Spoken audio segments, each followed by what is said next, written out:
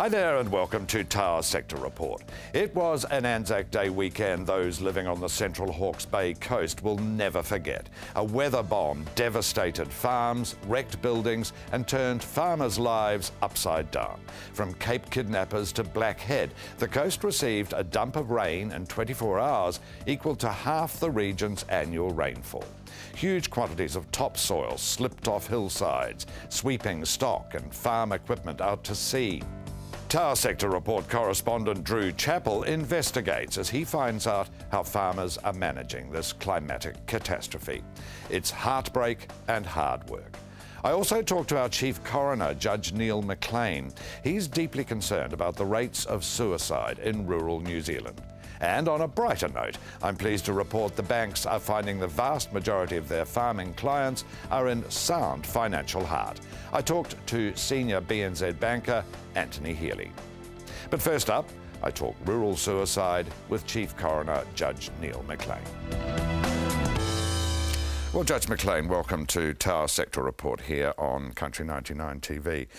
Now, before we get into the substance of suicide in rural New Zealand, can we just have a quick look at the stats? 14% of us live in rural areas, but I gather the numbers for people taking their own lives out in the country don't reflect that proportion, that in fact they're higher in relation to the total number of suicides each year. Could you just give us a bit of a thumbnail sketch there? Yes, it depends a bit, of course, how you define rural community and where that number comes from. But statistically, we look at these things demographically and per 100,000, and the suicide rate for New Zealand as a whole is about 11 per 100,000. For farming community, about 30, i.e. about 3 times the rate for the normal population. That is quite a disturbing statistic, isn't it? Now, we'll just go to the nub of the discussion. What are the forces that drive people in rural areas to such drastic action? Well, if we knew the correct answer to that, we'd be halfway to solving the problem. I mean, what does drive a person to suicide? But we can see factors, common factors, simply the sheer stress of struggling with weather and economic conditions and the loneliness and the often the lack of kind of collegial support, that sort of thing. Yeah, farmers are traditionally a kind of a tough man-alone breed, I guess, and that obviously isn't disappearing quickly anyway from our rural culture. No, I suspect the myth of the standalone, tough, self-reliant man probably doesn't actually reflect the true state of the rural community now. No. But it's a kind of perception that we have. Absolutely, it is, isn't it? Yeah. But there are a lot of stresses which you've just sort of ticked off, and of course then there's the question of quite a few farmers carry a lot of debt in their businesses, and there's that stress as well too. Yes. Now, as you're well aware, the reporter from our news program, Emma Jones, has just done a 3-part series on rural suicide in which you appeared, and for which thank you. So this follows from that. Have you had much feedback from Country 99 viewers who saw those programs, those reports? You don't know whether they're necessarily Country 99 viewers, but there is a steady stream of, increasing stream of simply unsolicited letters and calls saying generally, not just in relation to the rural community, but generally approval of the sort of things that they see me saying. Right. Now, from your study of suicide, and obviously you've been paying pretty close attention in recent times, what are some of the cases you've come across in the country and the motives for those who have taken their own lives, if indeed their families can work out a cause, because often a suicide can be a complete mystery, can't it? Yes, it often is a complete mystery, and it's hard to actually define a typical case because each one is different, but there's the sort of factors I was talking about at all. Someone lonely, working on their own, has access to lethal means of killing yourself, such as firearms and poisons and that sort of thing. And I guess, you know, often the image one has is it's usually a male. Yes. And he can find it difficult to communicate with his wife, I guess. Yeah. You find that? Yes. Right. I mean, of course, we're talking about people who've carried through their intentions to their tragic conclusion. But those deaths must be the tip of a suicide iceberg out in the country. Is there a much bigger number of failed attempts? I'm the wrong person to ask that because we don't track that or have any knowledge on that. It's where would you go for that information? Well, it's the emergency departments of the hospitals, it's the local GPs and the various support services who will hear about the attempts or apparent attempts. But as a general rule of thumb in New Zealand, and across the world for that matter, there are many more unsuccessful attempts at suicide than there are actual completed suicides. And there's an interesting difference between male and female there. Females are much more likely to attempt but not succeed, whereas males tend to succeed. Right. Do you find the tendency of farming people to bottle things up, not to talk to others, even their own families, then is a major factor? I mean, I know we've touched on this, but it's just a perception that particularly, I guess, we in the cities have. Yes, but it would be fair to say also that same tendency is a very common factor across the board with suicide, be it from a 14-year-old to an 89-year-old, and both ages within the farming community we've had that. But you see that across the board with the people in town, in industry, in the professions. It's a bottling up. It's an inability to kind of communicate their thoughts and ask for help. A bit of advice for our audience, if you would. How do spouses, friends, family recognise the symptoms for a potential suicide? I wish I knew the answer to that, and I'm not qualified to answer that. But we often see what I sometimes describe as red flags. Unfortunately, often in hindsight. And it's that lack of communication, starting to make preparations, making a will, starting to dispose of items for no apparent reason. Sudden dramatic change in behaviour. But all of those things are part of the normal day-to-day life of us all, and it's very, there's a common tendency for people to say, I should have recognised, why didn't I see it? And often they're being very, very unfair on themselves because it is very hard to see it in advance. Great to look back in hindsight and say, I should have realised that was abnormal behaviour. Yeah. Of course, it'd be great if there were support groups for these troubled people in the country, but it would be hard to get people to come and unburden themselves to support some kind of support organisation. Yes, I mean, organisations like SPINZ, S-P-I-N-Z, and there's a lot of others out there, and information's available on the web. They can make useful suggestions if someone's troubled, and I'd commend the SPINZ website to people. Right. Okay, S-P-I-N-Z. Yes. That's handy to know. Well, Judge McLean, a depressing subject, but very enlightening to hear from you on the issues around it. So thanks very much for your time today and coming into the studio. Thank you, John. Chief Coroner Judge Neil McLean on an important subject and one that has to be addressed by those living in the country. Next up, correspondent Drew Chappell's field report from the rain-ravaged Central Hawke's Bay coast. See firsthand how this devastated farming area is recovering.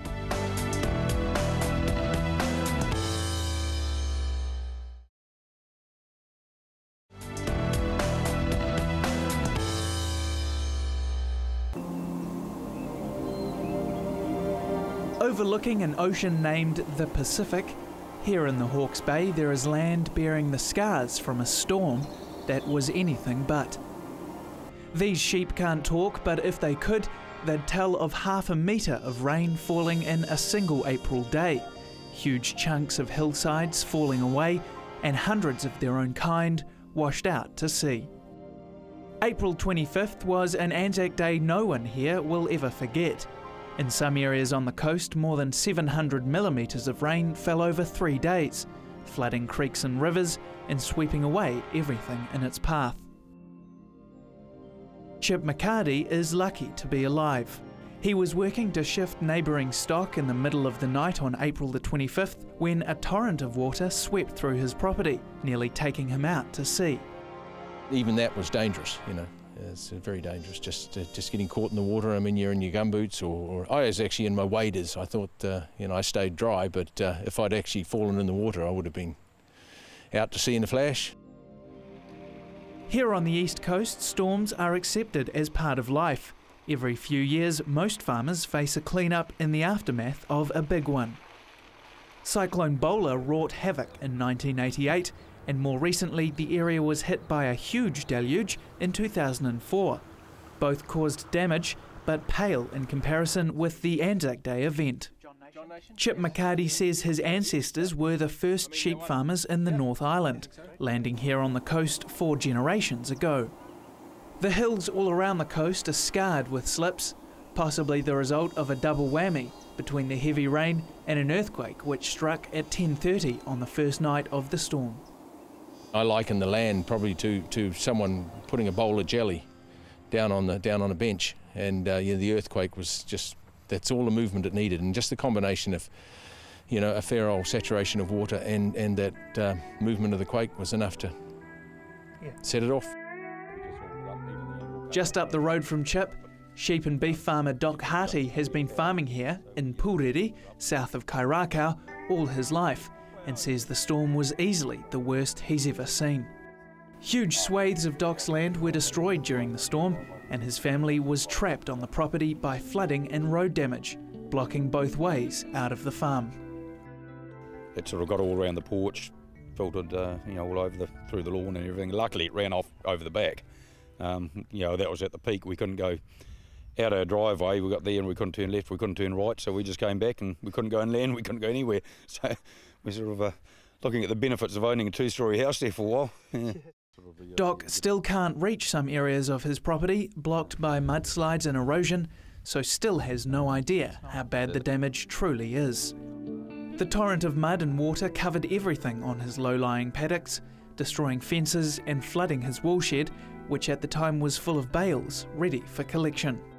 This photo isn't very clear, but those are cattle swimming across their paddocks. Doc says while it hurts to look back on the storm, it's a part of farming life he has to accept.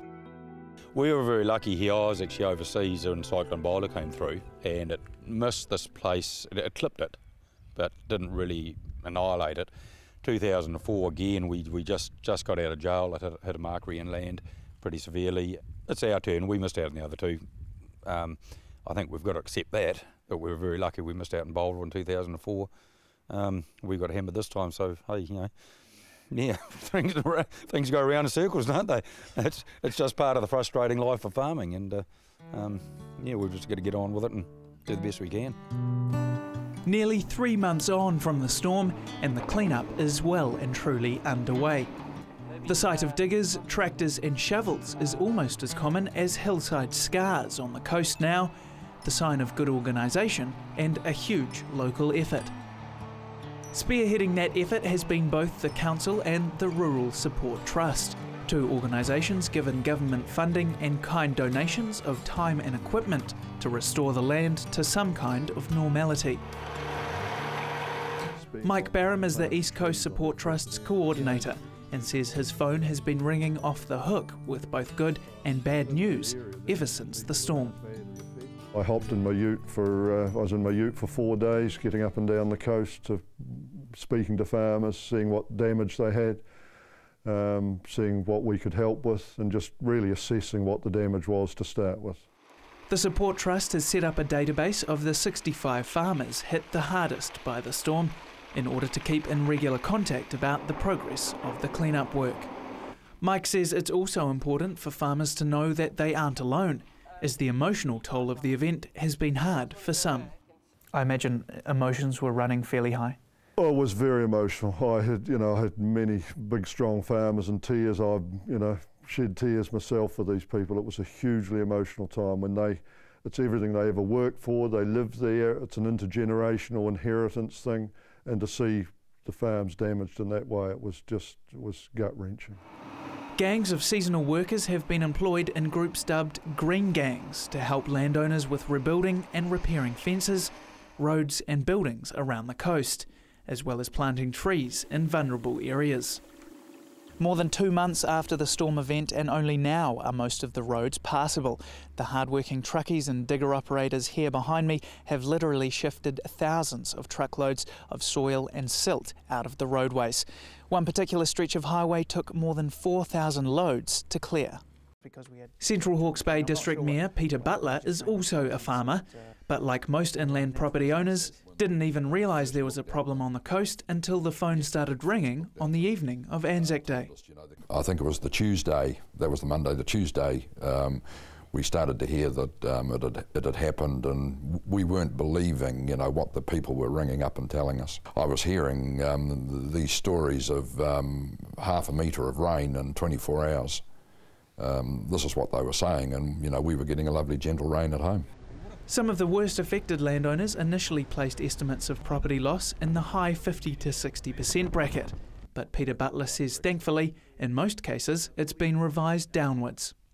That doesn't mean the work is any easier though, with government subsidies set to run out and no offer of further public help on the table. We would love the Transit Board, New Zealand Transit, to extend it a week or two. It would help us, and it's, you know, we'll ask them nicely. There's little the powers that be can do now, as landowners struggle to piece their farms back together. Mike Barham says the most heartening thing for him has been the generosity of the locals, donating time, equipment and expertise, as well as cash to the cause. We've had cash donations, considerable cash donations from other farmers, from both the councils, CHB and Hastings District Council, from Lyons.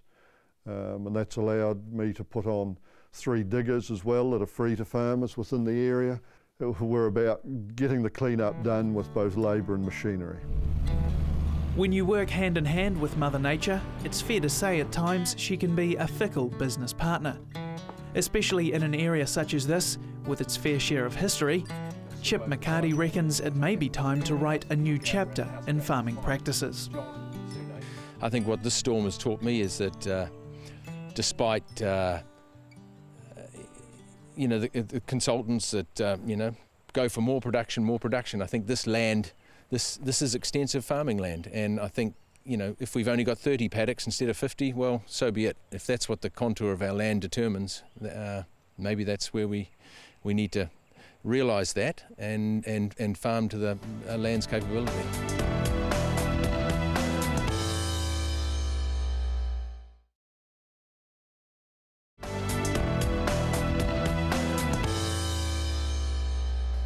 Welcome back. Next on the show, Director of BNZ Partners, Anthony Healy, who gives us a banker's view on the state of farming and an insight into what the BNZ's up to in the exploding export markets of Asia. Well, Anthony, welcome to Tower Sector Report here on Country 99 TV. Now, at the end of last month, the Reserve Bank brought in new capital adequacy requirements for the big banks' rural lending. To put it in layman's language, do I take it the new rules will require banks to have more money in the kitty to back their loans to farmers, to basically to reduce the risk for the banks? Yes, John, that's correct. So you'll see more capital allocated to those loans relative to other loan classes. And look, we think that that'll have some impact on the cost of funding for rural lending. And you have a situation where you have a much lower level of capital for housing versus agricultural lending, and when you're trying to drive the productive sector of your economy, that can cause some distortions. Yeah, I guess it will. But was that behind the governor's thinking on this, do you think? Oh, look, I couldn't speak for the governor's thinking on this, but the models that we use for allocating capital and pricing risk are pretty well calibrated, and we feel that we've got the right level of capital allocated to those loans. So this will mean more capital and therefore more cost associated with rural lending.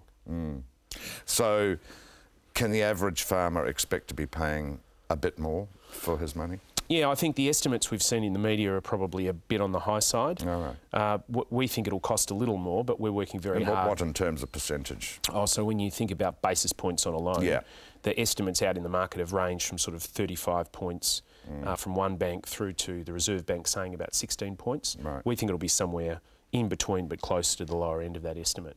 And So I think banks will work hard to try and bring down the capital over time.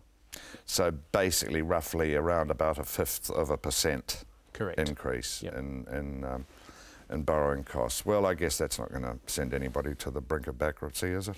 Well, not on an individual loan basis, No. but certainly I think in aggregate across the sector, you are seeing more capital being allocated to that sector. And for New Zealand, it's critical that we attract capital for investment. And I think every time you put more overlays on a sector, it's harder and harder to get shareholders and investors to invest in that sector relative to other sectors. Do you, as a banker, think that these tougher rules on rural lending that Mr. Bollard brought in, I think about a year ago, wasn't it? It was announced. Yeah, that's correct. But they only swung into action at the end of June, just a week or two back. Yep. Do you think that move is justified, though, when you look at it as a banker? Well, I think where we are today, we've got yields on rural assets kind of in balance, and we think that where you're seeing commodity prices today versus rural asset values, they're about in balance.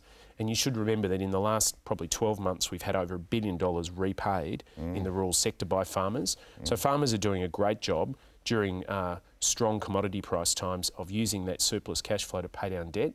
So we see an improving risk outlook for the agricultural sector, not a deteriorating position. So we're not sure that the additional capital overlay is appropriate. Right. Oh, okay.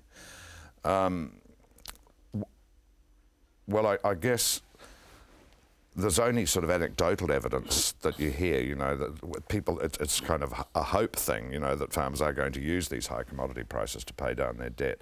But you're saying that the entire banking industry is recording around about $1 billion paid back. Yeah, no question. And I think farmers are seeing, you know, you had a very difficult time about 18 months ago where there was a lot more volatility in commodity prices, and farmers, that was a tough time for farmers. So farmers are using this time where you're seeing much stronger commodity prices to use that cash flow to pay down debt. And it's the right thing to do, I think. Yeah. And that will continue for a period of time. So we're seeing a continuation of deleveraging in the agri sector as farmers get their balance sheets in order. And then you'll see as the sector continues to have strong outlook, they'll start to invest again. Right. What's the BNZ's market share in rural lending? Approximately 20%. Right. And has it been fairly stable at that for some time? It's been growing. So I think in the last 18 months we've grown about 1.5% in agricultural lending. So we've seen good growth in our market share. But you're up against the ANZ National with their 40% agribusiness share. Is pretty stiff competition, isn't it? Yeah, I think they have a very strong position in the market. We're continuing to grow and we're continuing to invest in the sector. And some of the other banks, and I can't speak for ANZ, but certainly some of the other banks have been slowing down their lending and investment in the sector, and we think that's a mistake for New Zealand. How did the global financial crisis, or the GFC as everybody seems to call it these days, affect your lending to farmers? Well, we're in a pretty good position going into the GFC, so I think we'd focused on getting our lending criteria right, and we'd focused on... Could see it coming? Well, I don't know if we could predict it. You could certainly see that asset values were a bit frothy, so we were focusing on cash flow lending and yield, asset yield. So when we went into the GFC, we were in a good position. We actually got a injection from our parent of $1 billion to continue to lend into the sector, and during that sort of 12 to 18 month period, when the GFC was at its lowest point, we lent more to New Zealand business and farmers than all the other banks combined. And that was because we went into the recession and the GFC in a very good position. Now, the dollar's still high against the US. How's that impacting at the farm gate? Well, I think it's a two-track story, really. You've got high exchange rates or strong New Zealand dollar, but at the same time strong commodity prices. And that tends to be typical. It does tend to track commodity prices. We are a commodity-based currency. So what you tend to find is as commodity prices really lift, you get a strengthening New Zealand dollar. There's obviously a bit of a story about weakness offshore as well, but the stronger dollar tends to take a bit of the froth out of the high commodity prices. Now, the Eurozone remains in crisis, with Greece possibly going to the wall. How do you as a banker see this European financial disaster affecting our agricultural exports? I think the first impact it will have is if you have a sovereign default, which we all hope they don't. If you have a sovereign default, you'll see more volatility in capital markets, which makes it more expensive to source debt offshore. Exactly. So there'll be a cost impact on the cost of debt onshore here, and that will affect the whole economy. Yeah. And then I think secondly, you start to see a bit more volatility in exchange rates and commodity prices, which we've just got to work with our clients to manage through. Exactly. Yeah, we've just got to, go with the roller coaster, don't we? Yeah, that's right. Well, look, thank you very much for your time today, Anthony. It was very interesting insight into just what bankers in general and the BNZ in particular are up to at the moment. So thanks for your time. It's a pleasure. Thanks, John. Senior BNZ Executive Anthony Healy there. And that's our show for this week. Remember, you can catch up with Tower Sector Report on our website. Catch you next time.